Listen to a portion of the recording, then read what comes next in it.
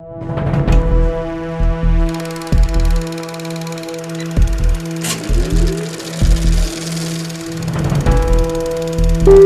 1, Apple, take 2.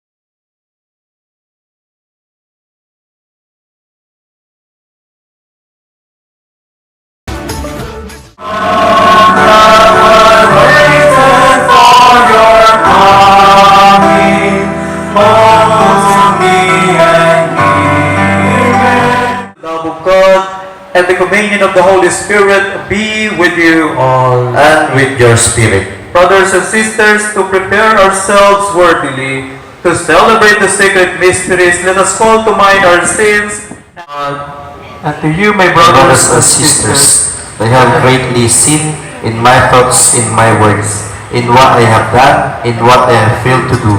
Through my most grievous fault. Therefore I ask Blessed Mary, the Virgin, all the angels and saints, and to you, my brothers and sisters, to pray for me to the Lord our God. May Almighty God have mercy on us. Amen. Lord, have mercy. Lord, have mercy. Christ, have mercy. Christ, have mercy. Lord, have mercy. Lord, have mercy. Let us pray. O God, who have prepared the fitting helps for us in our weakness, grant, we pray, that we may receive their healing effects with joy and reflect them in a holy way of life through our Lord Jesus Christ, your Son, who lives and reigns with you in the unity of the Holy Spirit, one God, forever. Our thoughts. Merely to see him is a hardship for us, because his life is not like the of others, and different are his ways. He judges us the least. He holds aloof from our plots as from things impure. He calls blessed and destinies of the just. He boasts that God is his Father. Let us see whatever his word to be true. Let us find out what will happen to him. For it, the just one with the Son of God. He will defend him and deliver him from the land of his foes. With revilement and torture, let us put him to the test, that we may have proof of his gentleness and try his patience. Let us condemn him to a shameful death, for according to his own words, God will take care of him. These were their thoughts, what they erred. For their weakness blind them, and they knew not the hidden counsels of God. Neither did they count on the recompense of holiness, nor discern the innocent soul's reward. The word of the Lord. Thanks be to God. All the Lord delivers him. The Lord is close to the brokenhearted. He watches over all his bones. Not one of them shall be broken. The Lord redeems the lives of his servants. No one incurs guilt who takes refuge in him. The Lord is close to the brokenhearted. Please stand as we honor the Holy Gospel. And with your A spirit. reading from the Holy Gospel according to John. Glory to you, O Lord. Jesus moved about within Galilee. He did not wish to travel in Judea, because the Jews were trying to kill him. But the Jewish feast of tabernacles was near. But when his brothers had gone up to the feast, he himself also went up, not openly, but as it were in secret. Some of the inhabitants of Jerusalem said, "Is he not the one they are trying to kill?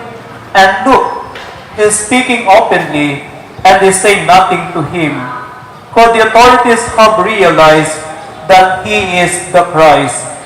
But we know where he is from. When the Christ comes, no one will know where he is from. Jesus cried out in the temple area as he was teaching and said, "You know me and also know where I am from. Yet I did not come on my own, but the one who sent me, whom you do not know, is true. I know him because I am from him. He sent me." So they tried to arrest him, but no one laid a hand upon him because his hour had not yet come. The Gospel of the Lord. Praise to you, Lord Jesus Christ. Please be seated. Anong ginagamit ninyo? Uring sa gagamitan nyo. Hindi kayo gumagamit ng lapis o ballpen na. Okay. Pero dati gumagamit kayo ng lapis. Hanggang ngayon gumagamit pa naman kayo ng lapis, no? Alam nyo, ang aking homily ngayon ay tungkol sa lapis. Bakit? Dahil may 5 lessons tayong makukuha sa lapis. There are 5 lessons we could acquire or we could glean from a pencil. 5 lessons from a pencil. Ano po yung una? Everything you do, it will always leave a mark. Everything you do will always leave a mark. Kahit ano ang gagawin ninyo, ano man ang gagawin ninyo, meron at merong marka na maiiwan. Ang tanong, anong klaseng marka ang iiwanan ninyo? Ngayon, mag-graduate na kayo. Kailan ang graduation ninyo? Bukas? Ay, ngayon na, oh. Pag naisip nila ang inyong pangalan, ano kaya papasok sa kanilang kukuti? Ngayon, parating uma-absent yun. parating nagka-cut classes. Ano pa, parating siya'y nagpapandalism sa likod ng eskwelahan. Yun ba ang marka na gusto niyong iwanan? Ano ang marka na iiwanan ninyo na ngayon kayo ay magka-graduate? Sana, kung may iwanan kayong marka, yung good mark. Yun yung tinatawag nating legacy. Hindi yung sasabihin nila, pasaway yun. Parating hindi gumagawa ng assignment. Parating may kaaway sa klase. Everything you do will always leave a mark. Huwag natin kalimutan yan, no? Ano man ang ating gagawin, meron at meron marka na maiiwan. Yun po yung unang lesson from a pencil. Ang ikalawang lesson from a pencil, you can always correct the mistake you make. Pwede mong baguhin, itama ang maling nagawa. Ano yung nasa likod ng lapis? Ganon din sa ating buhay. Ngayon kayo mga graduates, graduating pupils, huwag sana nating kalimutan, no? Kung kayo ay nagkamali, kung kayo ay may pagkakamali, huwag kayong mawalan ng pag-asa. Because you can always correct the mistakes you make. Kaya nga sabi, habang may buhay, may pag-asa. Kaya nga, a new day, a brand new day, is an opportunity to correct oneself. Habang may bagong araw, may bagong oportunidad upang i-correct, itama ang pagkakamali. Yung unang lesson, everything you do will always leave a mark. Yung pangalawang lesson, you can always correct the mistakes you make. At ang pangatlo, what is important is what's inside of you. What's inside of you. Ang importante ay ang pinaka-importante ay kung ano ang nasa loob, kalooban. Tinitignan ko yung mga babae na dito. Naka-makeup kayo, no? Talagang nagpaganda kayo. Siguro isang oras kayo sa harap ng salamin, no? Kung may mas maganda sana sa atin, ay hindi yung ating mukha. Kung may mas maganda sana sa atin, ay hindi sana yung ating katawan. Yung mga takot agad. Kung may mas maganda sana sa atin, walang iba, ang ating puso, ang ating kaluluwa, ang ating kalooban. Merong quotation, ang sabi ay ganito, makinig kayo, a beautiful face will age. Tatanda ka rin, no? Yung mga magulang nyo, dati silang maganda. Ngayon, maganda pa rin, no? A beautiful face will age. Kaya anong kulay ng lapis? Black or red? Kung wala yung nasa loob ng lapis, makakapagsulat ba ang lapis? Hindi. Ganon din. Kahit anong pangalay nila sa inyong tsura, kasi sabi nila, pangit-pangit yun, hindi importante. Ang importante, everything you do will always leave a mark. Yung pangalawa, you can always correct the mistakes you make. Yung pangatlo, what is important is what's inside of you. Yung pang-apat, in life, you will undergo painful sharpening which will only make you better. Sa ating buhay, dadaan at dadaan tayo sa pagsubok. Meron tayong tinatawag na painful sharpening. Kaya na may pantasan, no? Para mano yung lapis, makapagsulat. Ganun din. Para tayo maging better as a person, kailangan natin ang trials and difficulties. Yung painful sharpenings.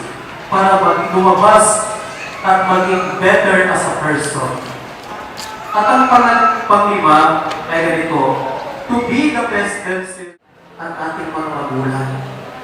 Upang ang best ay lumabas sa atin, hayaan natin ang ating mga magulang na gabayan tayo, i-guide tayo, upang lumabas ang ating potensyal. Hayaan natin ang ating mga guro na palabasin ang best sa atin. Gabayan tayo, i-guide tayo, turuan tayo para lumabas ang ating natatagong o natatagong talento. Kilala niyo ba si Manny Pacquiao? Hindi niyo kilala, no? Isang boksingero. Si Manny Pacquiao, meron siyang trainer. Tinuturuan si Manny Pacquiao dahil any field you want to achieve, ayan ninyo, nagabayan kayo, nagamay, na humahawak sa inyo. Ang wag po natin kalimutan, Is chosen to his own people. Lord, hear your people. Lord, hear your people. Lord, hear your people. For all teachers that make Christ shower them more graces and blessings. For all the patience and willingness to educate them students. May Jesus be their model in this teaching profession. Let us pray to the Lord. Lord, hear your people. For all graduates, that may we put into actions all our learnings from our beloved alma mater. May we be true perpetuals, helpers of God. May we always help the church, especially the poor and the needy in our society. Let us pray to the Lord. Lord, hear your people. For all who assemble here, that Christ may inspire us to grow constantly as human persons, and that our goodness and our love may make our words acceptable and credible. Let us pray to the Lord. Lord, hear your people. Teach us not to give up. You call us to open our minds and our hearts to receive your energizing, transforming radiance. Make us receive so that we will follow your loving movement within us. We ask this through Christ, our Lord. Panyurong tayo, let us all be seated.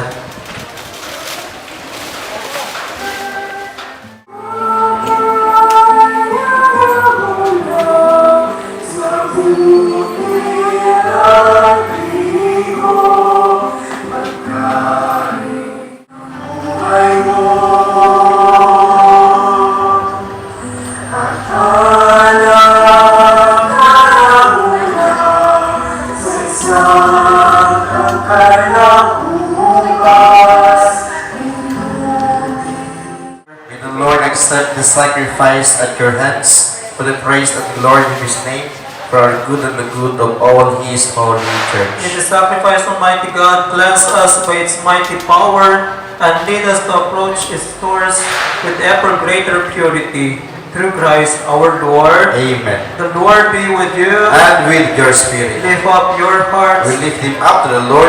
Let us give thanks to the Lord our God. It is right and just. It is truly right and just, our duty and our salvation, always and everywhere to give you thanks, Lord, Holy Father, Almighty and Eternal God.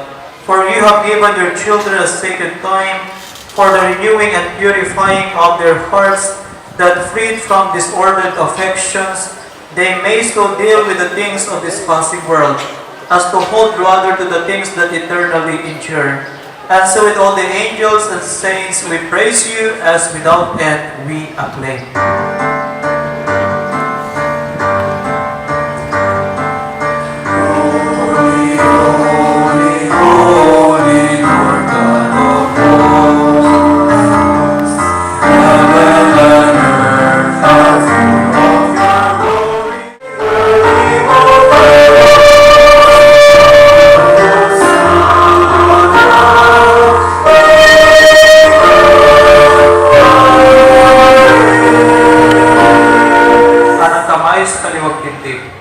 Over Lord Jesus Christ. At the time he was betrayed and entered willingly into his passion, he took bread and giving thanks, broke it, and gave it to his disciples, saying, "Take this, all of you, and eat of it, for this is my body, which will be given up for you."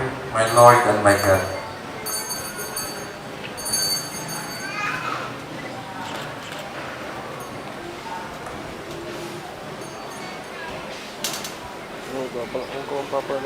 In a similar way, when supper was ended, he took the chalice.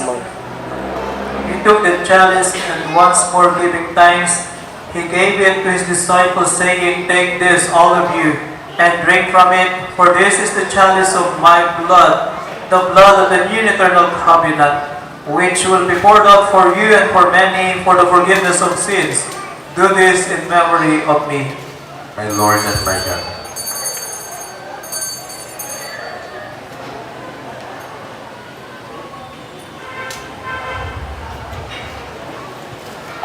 The mystery of faith. When we eat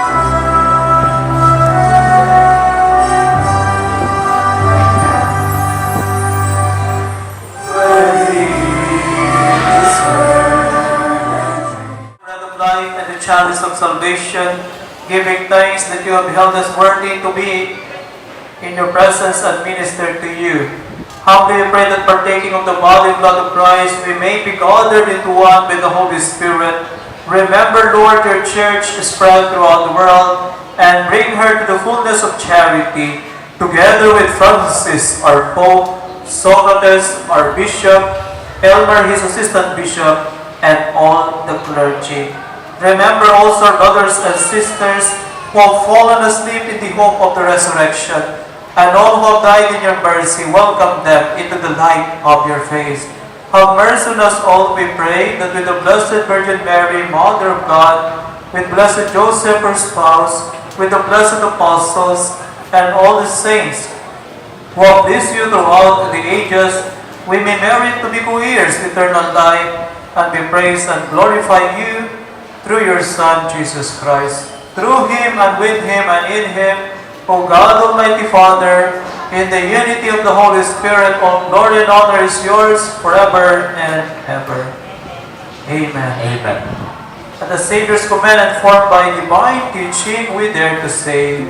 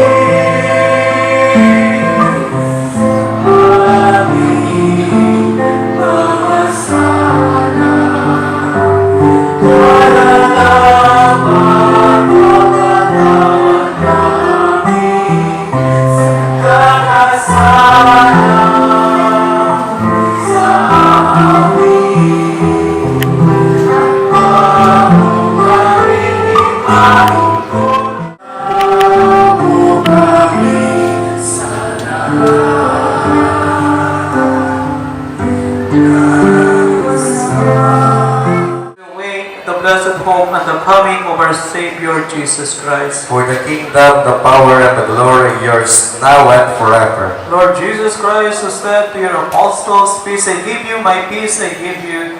Look not on our sins, but on the faith of your church, and graciously grant her peace and unity in accordance with your will, who live and reign forever and ever." Amen. The peace of the Lord be with you And always. with your spirit.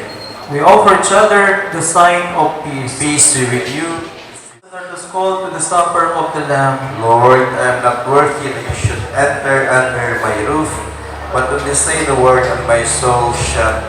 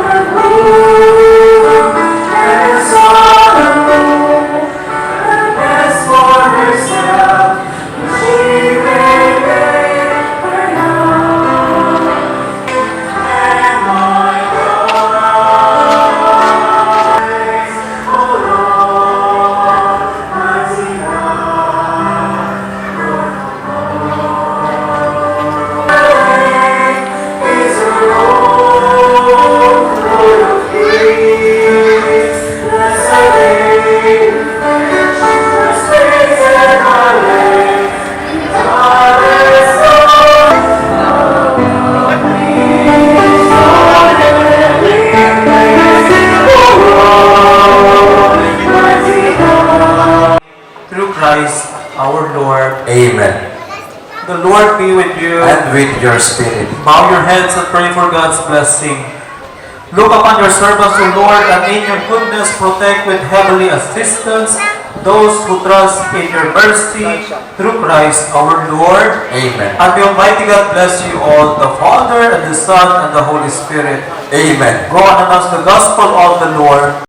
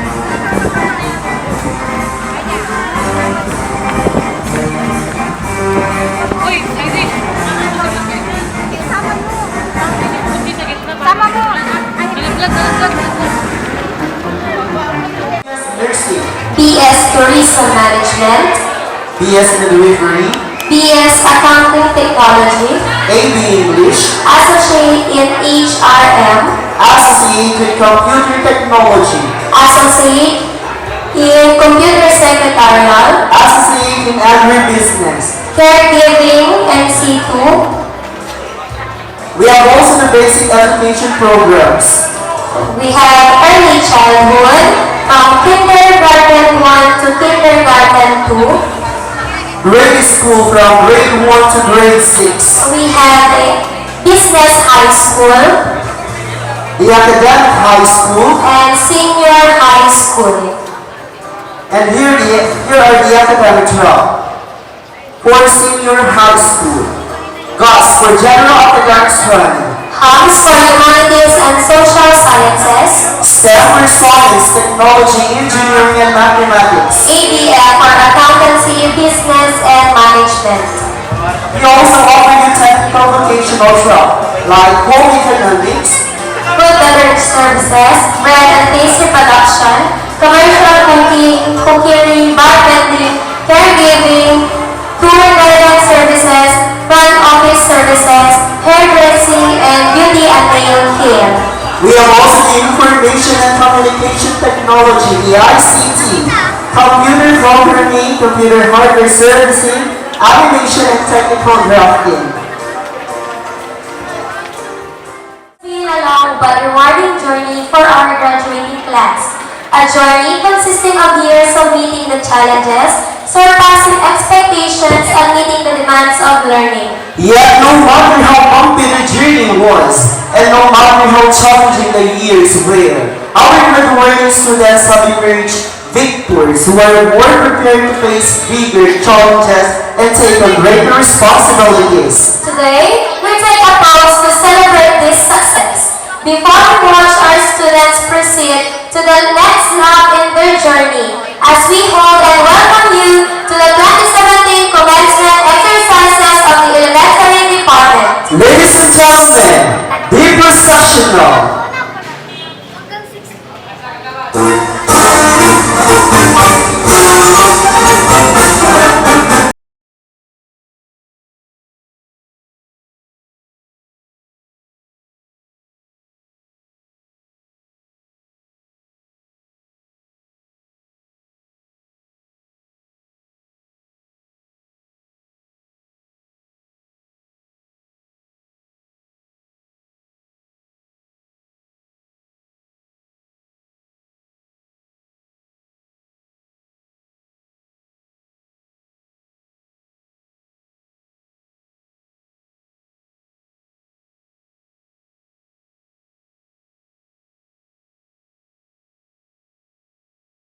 freely offered for us all. Thank you for achievement in their qualification and great excitement about their future. Come take their skills and gifts that we celebrate today. May each pupil know your presence in their lives and understand how to use their abilities for your glory and kingdom. And may they all continue to live lives of learning and discovery, and in doing so bring good meaning.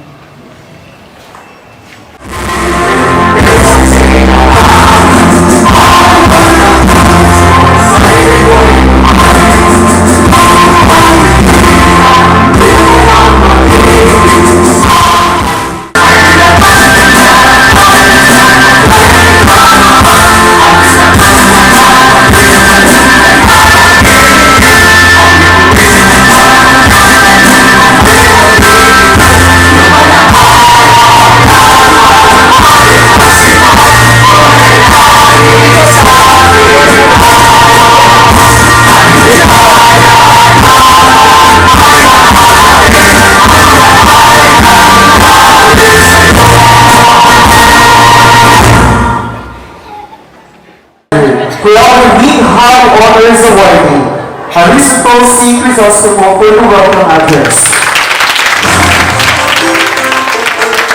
Today is one of the most memorable days for us because today we finally reap the rewards of what we have worked for.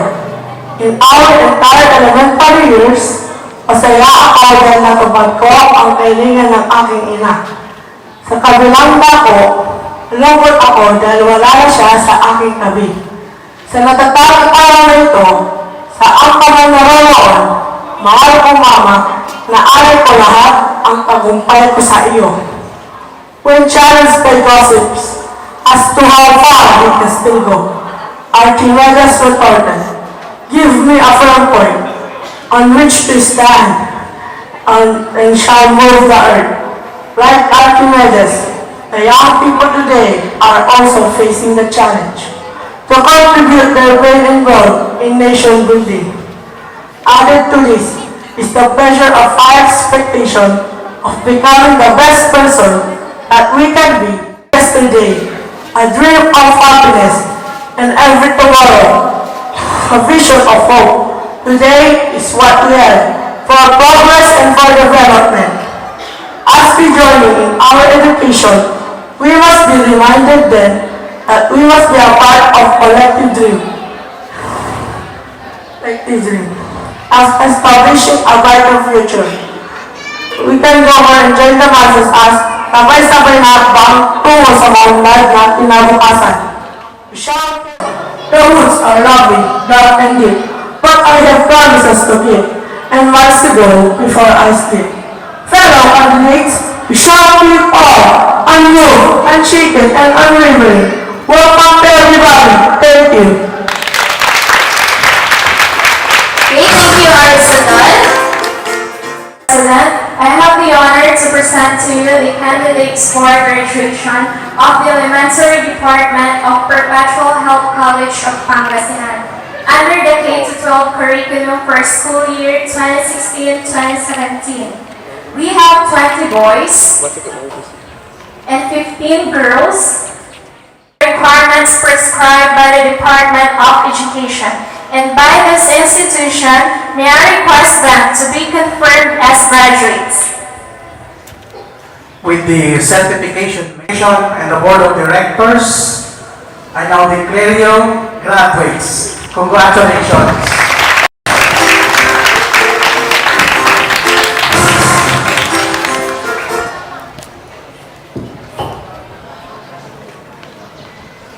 Good afternoon, everyone. The task of introducing our guest of honor and speaker.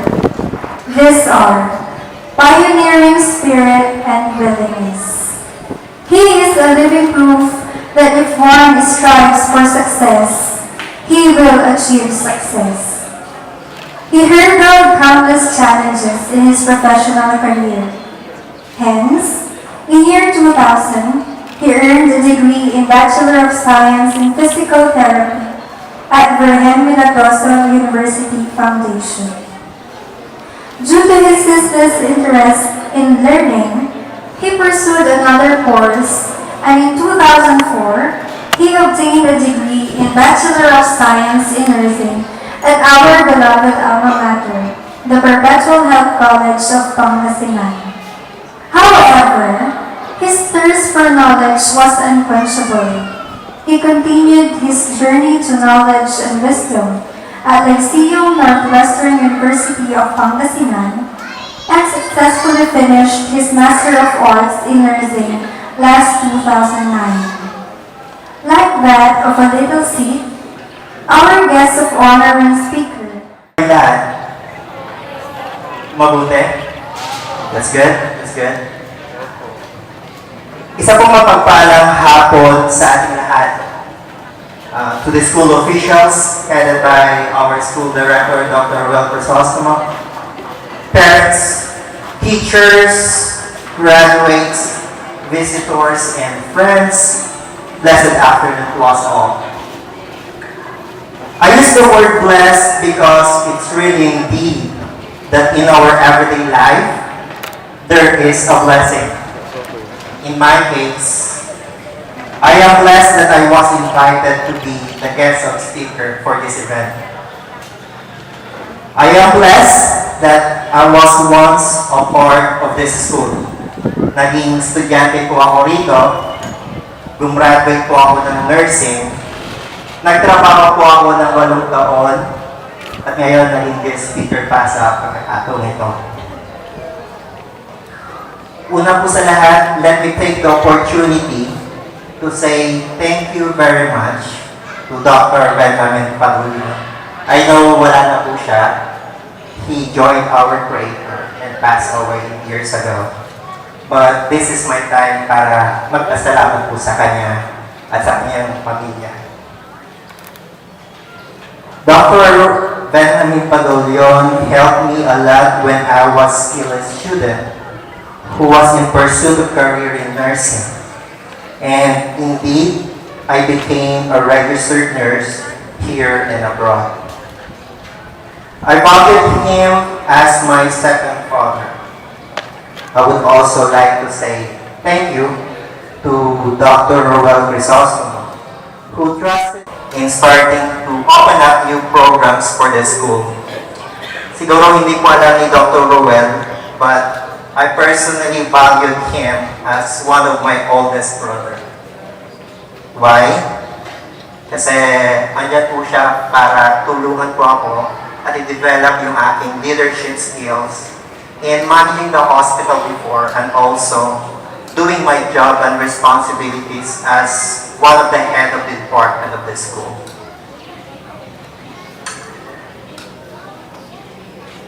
Gusto ko pong batiin ang tatlong individual, ang mga magulang na wala pong sawang sumusuporta para itaguyod ang pag-aaral ng kanilang mga anak. Pwede ko po bang hilingin ang isang masibagong alak? Salamat po. Nandiyan po sila para suportahan po ang kanilang mga anak, para ipagpataguyod po ang kanilang pag-aaral mula elementarya hanggang kolehiyo. At tanda ko po ang bilin ng ating kahit na saan po tayo pumunta, hindi po mananakaw ang pinag-aralan po natin. Ang pera, ang bahay, lahat-lahat ng material nawawala. Pero ang edukasyon, pag natapos ka, andyan pa rin. Pangalawa, pagpupugay po sa mga guro na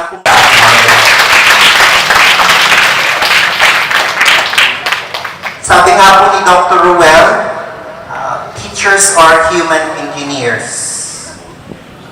Because without teachers, there will be no doctors, no nurses, no lawyers. Teachers, there will be no other professional. So, malaki po yung respeto ko sa mga teachers, sa mga educators, sanayan at katalinuhan ng mga bata. Palakpakan po sa kanila. And have made a good initial step in fulfilling your dreams and your parents' dreams as well. Hindi ko po may kakaila na ang perpetual ko ay isa pong napakalaking bagay para sa nasasabi ko pong success and achievements po sa buhay. Isa pong napakalaking tulong ang naibigay po ng perpetual kung nasaan po ako ngayon, kung ano po yung naabot ko sa buhay ko. With that, let me share to you an acronym that I made for perpetual, which I believe. Ito po yung acronym po for PERS. P, which stands for parents. The learning of a child starts from his or her family, and the parents who are very influential in the child's growth and development. Una pong nalilinang ang kahusayan, ang katalinuhan ng mga bata mula sa kanilang mga magulang. Kaya napaka-importante po. E, for educators. Teachers are as influential as child's parents who enhance and discover skills and talents. You as an individual should be responsible enough to become successful in life. You should be responsible for your own self. And discipline will teach you. Another P for the word PERS stands for prayers. God should be the center of our life. He knows our desires. He knows the letter S stands for success. Success is the fruit of all the hard work and patience that we put on to our life. It could be in any form: material things, fame, family, career, relationship, self-fulfillment, and other things. Binigay po sa akin ng aking kapatid, kung hindi niyo po alam, ang secretary po ni Dr. Roel ay aking ate. Binigay po niya sa akin yung tema ng okasyong ito 2 days ago. Sabay-sabay na habang tungo sa maunlad na kinabukasan. Tinanong ko siya, ate, ano pong tema ng graduation para sa 31? And sinend po niya sa akin yung program and na-receive ko po. To our guest of honor and speaker with diploma of appreciation. For the wording of diploma of appreciation, let us have on stage Dr. Relly Crisostomo and Sir Adonis Anthony. Perpetual Health College of Pangasinan, Malasiki, Pangasinan. This plaque of appreciation is awarded to Mr. Adonis M. Ferrer, RPT, RM, MAN, for his sincere appreciation and grateful acknowledgement of his invaluable presence and for sharing his precious time and ideas in inspiring the graduates as well as the teachers and parents with the enriching words of wisdom as the guest speaker during the 40th annual graduation exercises with the theme Sabay-sabay na habang tungo sa maunlad ng kinabukasan. Given this 31st day of March 2017 at Perpetual Health College of Pangasinan Quadrangle, Malasiki, Pangasinan. Signed by the School Director, Dr. Roel A. Crisostomo. A round of applause, please. Once again, ladies and gentlemen, Clear high honors. With those may I request the parents of our graduates to join the awarding of the awareness. will also receive the following awards: Meritorious Award, Academic Excellence Award, Governor Amado Espino III Academic Excellence Award, Best in English, Best in Writing, Best in Math, Most Honest, Loyalty Award, the daughter of Engineer and Mrs. Ramilo P. Mendoza. With high honors, results the honors to C. He will also receive Academic Excellence Award, Governor Amado Espino III Academic Excellence Award, That's in Filipino. That's in Filipino. With high honors, Bertino Shara May C. She will also receive the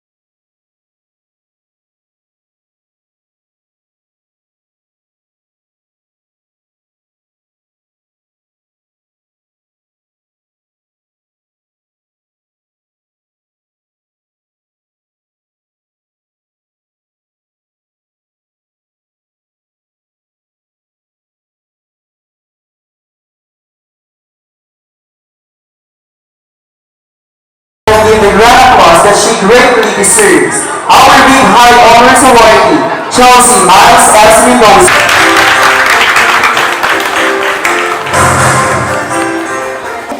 Finally, here we are at this very momentous event that marks our wonderful journey.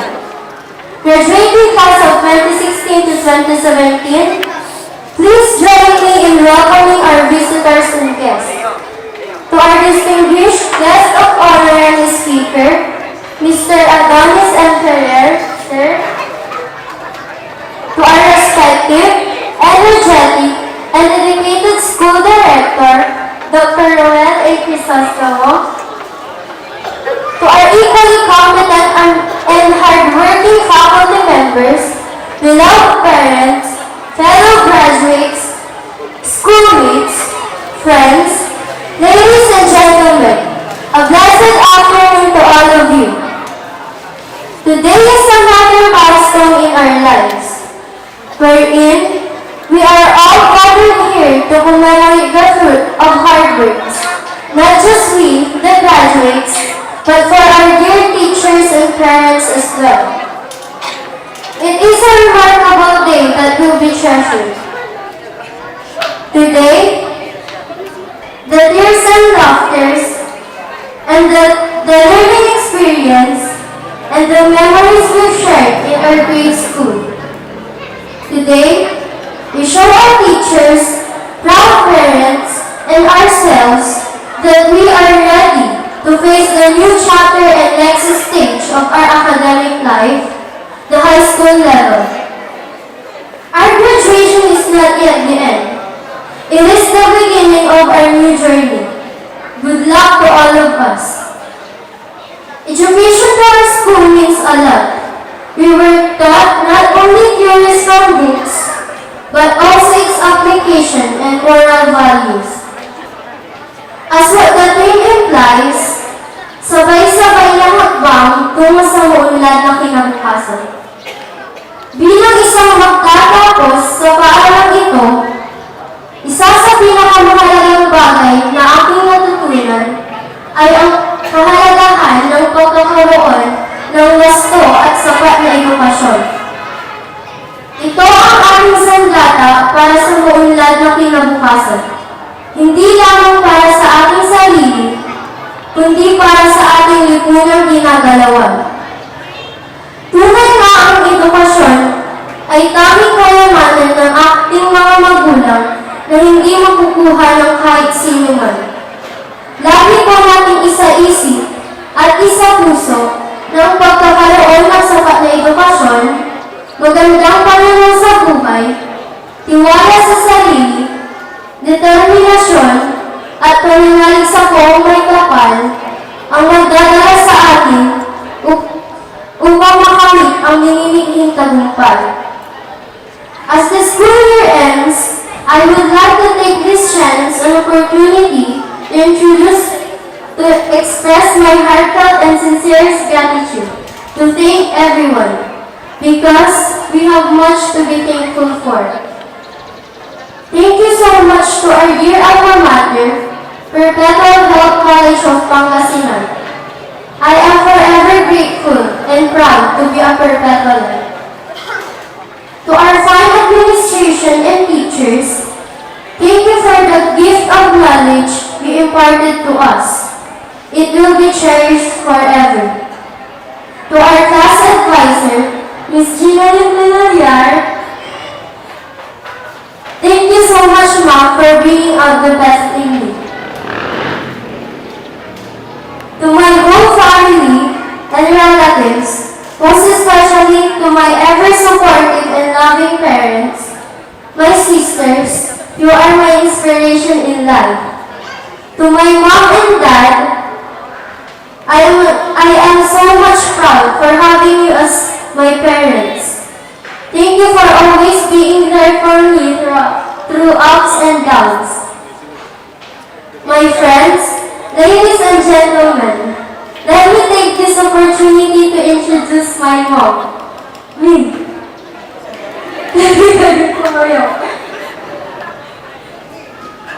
She is my very...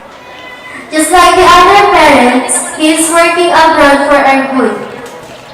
Thank you for your love and care, for your patience and support, not just for me, but for Ate Aubrey and Ramiel as well. You are all the reason behind my success. I may not be here without you all. I love you so much with all my heart. To my classmates and friends, thank you for the friendship we earned. You will never be forgotten. Above all, to our Almighty God, you are the source of my everything. Mabuhay po tayo lahat at maraming salamat po. For our graduates to be handed the token of their achievement with the distribution of diplomas and certificates.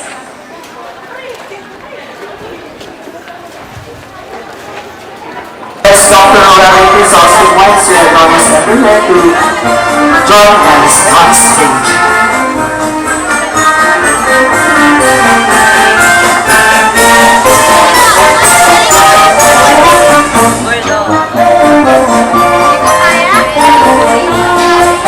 Aquino Ray Lyndon B.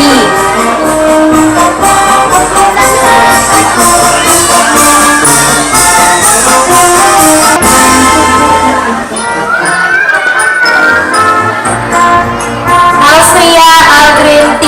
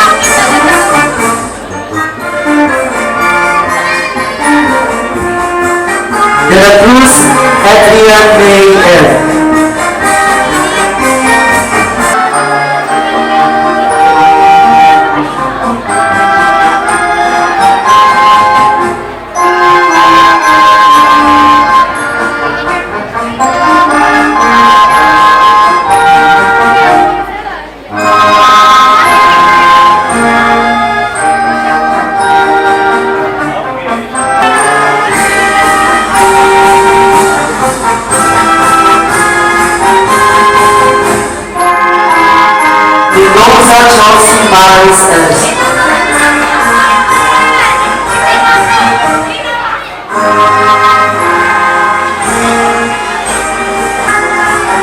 Bishop Sandra Alex Flor L.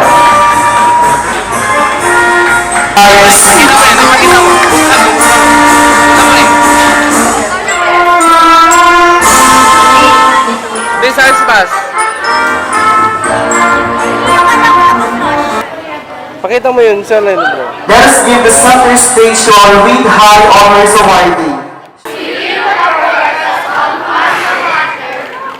We say, we are indeed grateful to her. For giving us light and wisdom. For nurturing us. To face the challenges of our life.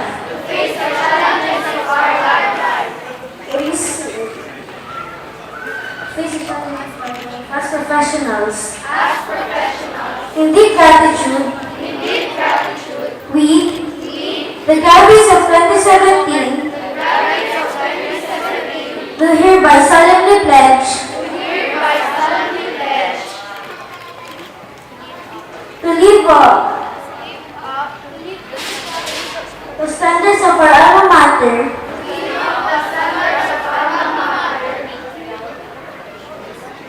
exchange for her ideals, serve the country and people as helpers of God, and be faithful together, and be faithful devotees of Mary, our Mother of Perpetual Help. It is when we strive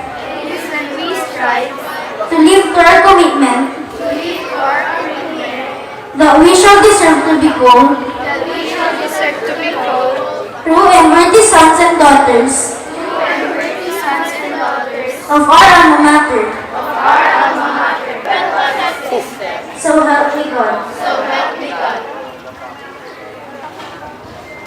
Let us join our proud graduates as they sing their graduation song.